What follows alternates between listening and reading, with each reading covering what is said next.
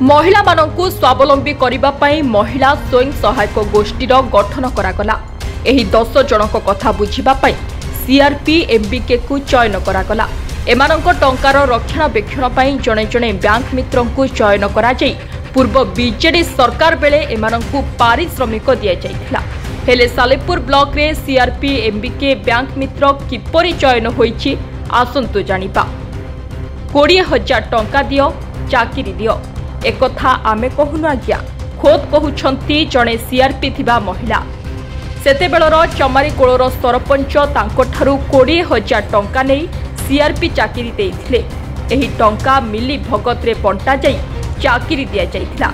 एठी प्रश्न उठुछि सरपंचंकु किए देइथिला पावर टंका नै चाकरी देबा पाई।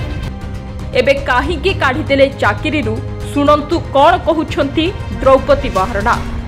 तीनटा काढिले कोन ता सिस्टम अछि? सिस्टम तार अछि तीनटा मीटिंग करिवे, तीनटा मीटिंग रे डकेबे, तापर जाई कि से कंप्लेन करिके कढेबे।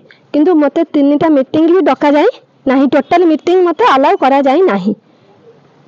सेटा कंप्लेन मीटिंग ना कोन मीटिंग? सेटा हमर कंप्लेन मीटिंग दा कोन कंप्लेन हेछि कोन हेछि से मीटिंग डका जाई नाही। को कंप्लेन कोन हेछि को कंप्लेन रे मते को ग्राउंड रे बाहर करचंदी जीपीएल से कंप्लेन मु किछि जानि नाही। ए विषय का को जणाई चंदी? ए विषय मु बीपीएम मैडम को जणाइथिली। बीपीएम मैडम को जणाइला परे तापर वीडियो सार को जाई कि मु जणाइथिली। प्रथम बीपीएम मैडम को जणाइथि, तापर मु प्रथम महासंघ प्रेसिडेंट को जणाइथिली। कहले कोन हेछि बुझिबा, से टोटल अलाउ करले नाही। आपण का वर्तमान को जगह जाइछन? मु जाई प्रथम बीपीएम मैडम पाको जिबा पर तापर खाता पत्र लेट करबा दस न दस मु वीडियो सांग पाको जाइथिली। वीडियो सार हेडू मते हेडू कहले जे एबे आरटीआई मगेछि जीपीएफ जीपी के कोर्ट केस करिछि, तापर थाना को आरटीआई मगेछि। काली भी जाई कि मु डायरेक्ट मुख्यमंत्री का पाखरे भी भेटि छी देई कि मुख्यमंत्री एबेगार मुख्यमंत्री को कहले आपण को भेटि छी। कहले हां बुझा जीवो आगामी दिन बुझा न होले कोन करिवे? आगामी दिन जदी बुझा न गला तले मो ब्लॉक सामने रे जीवन आउत देबी आ छोरा टिके छुआटा को नै कि मो परिवार नै कि जीवन आउत देबी। वर्तमान सालेपुर बीजेडी विधायक थिबा बेले बीजेडी पई काम करि पारले नाही कि लोन पई ग्रुप रु लांच टंका मागिले नाही बोली चंचकता करी काढी देइछंती द्रौपदी महाराणा को। मोहन सरकार एथि प्रति दृष्टि देबाकू महिला जनक निवेदन करिछंती।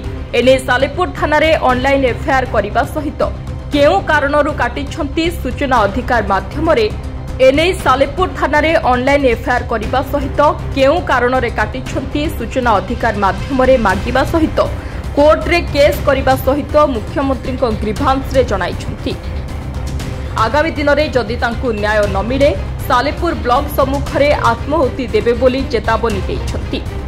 ना द्रौपदी महाराणा घर चमारीगढ़ पिकल जीपी सीआरपी जेम चाकरी रहिले केमिति कोन रहितले कोन ता काटरा थिला?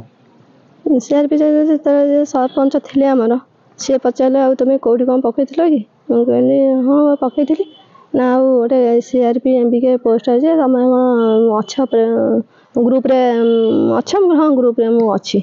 ग्रुप रे मु हम ग्रुप रे तिरनाथ ग्रुप रे मु प्रेसिडेंट अछि ना ताले गोटे सीआरपी रे रहबो आ 20,000 टका दियो आ चाकरी रहबो। से 20,000 टका हम कोड आने नाही हम कोन छु आ विधायक आ ऊपर जे अछि से विधायक नेबे आ जे स्वयं सभानेत्री अछनी ना तांगा नाम को से माने नै जे सरपंच जे थिले सेते बेले से तांगर नै कि सने देथे हमें कोन देखिजु का केमि कोन पैसा देथिले अपन कैश देथिले ना केमि कोन देथिले? कैश देथिले।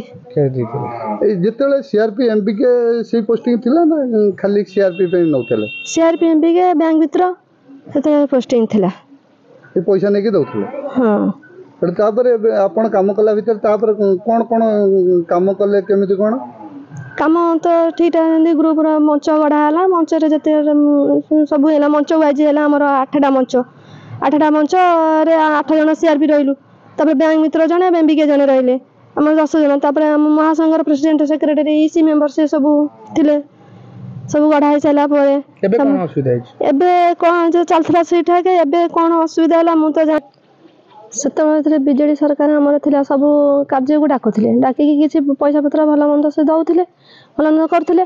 ଆଉ ଏବେ ଯେତେବେଳେ ଆମର ପଇସା ଆସେ ଗ୍ରୁପକୁ ହଁ ପଇସା ଆସିଥିଲା ବିଜେଡି ସରକାର ଯେତେବେଳେ ଥିଲେ ଇଲେକ୍ସନ ବେଳେ ଗ୍ରୁପକୁ ବି ପଇସା ଦେଇଥିଲେ।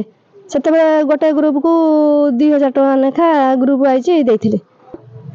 ଯୋଉଠିକି ଯିବାକୁ ପଡୁଥିଲା ତାକୁ ନଉଥିଲେ ଗାଡି ବି ପଠେଇଥିଲେ ଏତିକି ଗାଡି ପିଛା ଏତିକି ମଣିଷ ଆୟୋଜନ କରିବ ଯଦି ଆୟୋଜନ ଯଦି ନ କରିପାରିବ ତାହେଲେ ତମେ ରହିଛ କାହିଁକି ସିଆରପିରେ ତମେ ମଣିଷ ଯଦି ନ ଦେଇପାରିବ ନ ନେଇପାରିବ କାହିଁ ରହିଛ।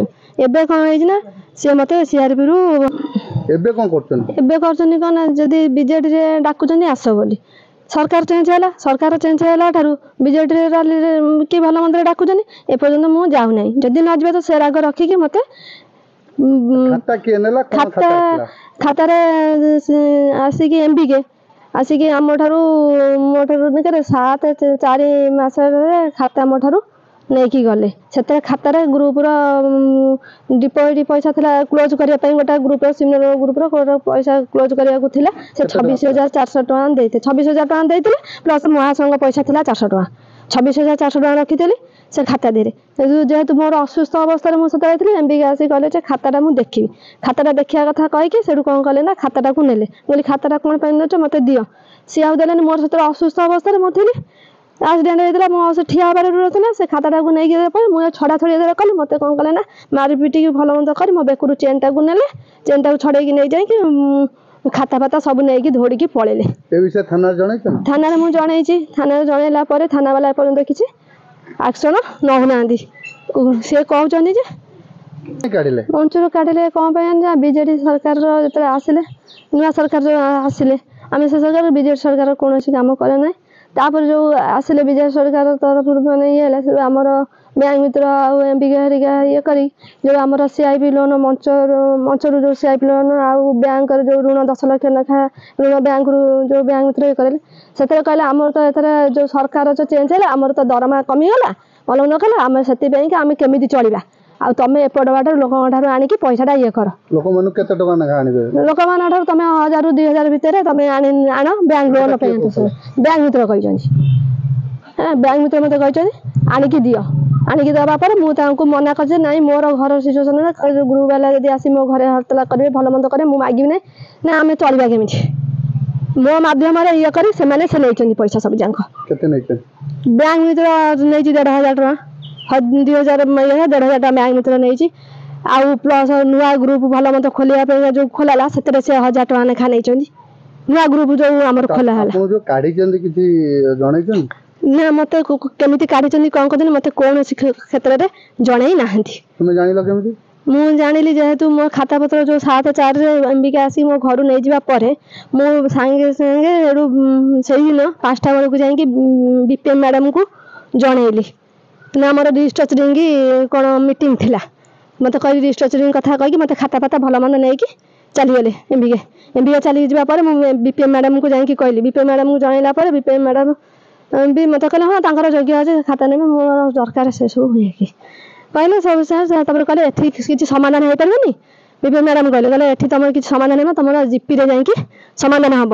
ମତେ 7 ତାରିଖ 7/4/25ରେ ମତେ ଏକଥା କହିଲେ କଲା ପରେ ଆଉ କୌଣସି 15 ଦିନରୁ ଉର୍ଦ୍ଧ୍ୱ ବିତିଗଲା ପରେ ମୁଁ ଯାଇକି ବିଡିଓଙ୍କୁ ଦେଖାକଲି ବିଡିଓ ସାର୍ଙ୍କୁ ଦେଖାକଲି ଯେ ଏମ୍ବିକେ ମୋର ଖାତା ପତ୍ର ଭଲ ମନ୍ଦ ନେଇ ଆସିଛନ୍ତି ମୁଁ ଗ୍ରୁପ ମିଟିଂ କି କେମିତି ମଞ୍ଚ ମିଟିଂ କରିବି ଖାତାଟା ଦେଲେ ସିନା ମୁଁ ମଞ୍ଚ ମିଟିଂ ଇଏ କରିବି ଗ୍ରୁପ ମିଟିଂ କରିପାରିବି ଇଏ କରି ସେଠୁ ବିଡିଓ ସାର୍ କହିଲେ ଆଉ ତୁ କଣ କିଛି ଚିଠି ପାଇନି ମୁଁ କହିଲି ସାର୍ ମୁଁ କିଛି ଚିଠି ପାଇନି। ସେଠୁ ବିପିଏମ୍ ମ୍ୟାଡାମଙ୍କୁ ଡାକିକି ସେଠୁ କହିଲେ ନା ତମକୁ ଜିପିଏଫ୍ ବାହାର କରିଦେଇଛି। ଜିପିଏଫ୍ କେମିତି ବାହାର କରିଛି ମତେ ତାହେଲେ ପ୍ରୁଫ୍ ଦିଅ। ଜିପିଏଫ୍ ବାହାରିବାକୁ ହେଲେ କଣ କରାଯିବ? କମ୍ପ୍ଲେନ କିଛି ଦେଇନାହାନ୍ତି। 3ଟା କାଢିଲେ କଣ ତା ସିଷ୍ଟମ ଅଛି? ସିଷ୍ଟମ ତାର ଅଛି 3ଟା ମିଟିଂ କରିବେ 3ଟା ମିଟିଂରେ ଡକେଇବେ ତାପରେ ଯାଇକି ସେ କମ୍ପ୍ଲେନ କରିକି କଢେଇବେ କିନ୍ତୁ ମତେ 3ଟା ମିଟିଂ ବି ଡକାଯାଇ ନାହିଁ ଟୋଟାଲ ମିଟିଂ ମତେ ଆଲାଉ କରାଯାଇ ନାହିଁ। ସେଟା କମ୍ପ୍ଲେନ ମିଟିଂ ନା କଣ ମିଟିଂ? ସେଇଟା ଆମର କମ୍ପ୍ଲେନ ମିଟିଂଟା କଣ କମ୍ପ୍ଲେନ ହେଇଛି କଣ ହେଇଛି ସେ ମିଟିଂ ଡକାଯାଏ ନା କୋଉ କମ୍ପ୍ଲେନ କଣ ହେଇଛି କୋଉ କମ୍ପ୍ଲେନରେ ମତେ କୋଉ ଗ୍ରାଉଣ୍ଡରେ ବାହାର କରିଛନ୍ତି ଜିପିଏଲ୍ ସେ କମ୍ପ୍ଲେନ ମୁଁ କିଛି ଜାଣି ନାହିଁ। ଏ ବିଷୟରେ କାହାକୁ ଜଣେଇଛନ୍ତି? ए विषय में बीपीएम मैडम को जनई बीपीएम मैडम को जनइला पर बीडीओ सार को जाकि मुझे प्रथम बीपीएम मैडम को जनई प्रथम महासंघ प्रेसिडेंट को जनई कहले कौन है बुझा। कटकरू तुषार ज्योति नायकों रिपोर्ट ओडिशा हलचल।